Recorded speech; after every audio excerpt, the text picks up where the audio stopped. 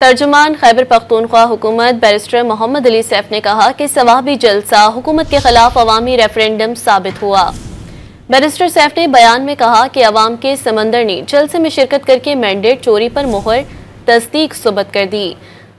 मुल्क भर के अवाम ने वाज़ेह कर दिया कि 8 फरवरी को अवामी मैंडेट पर डाका डाला गया। हुकूमत के तमाम हथकंडों के बावजूद पंजाब में अवाम बड़ी तादाद में बाहर निकले।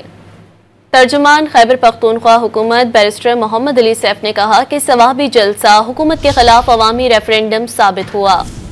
बैरिस्टर सैफ ने बयान में कहा कि अवाम के समंदर ने जलसे में शिरकत करके मैंडेट चोरी पर मुहर तस्दीक सुबत कर दी।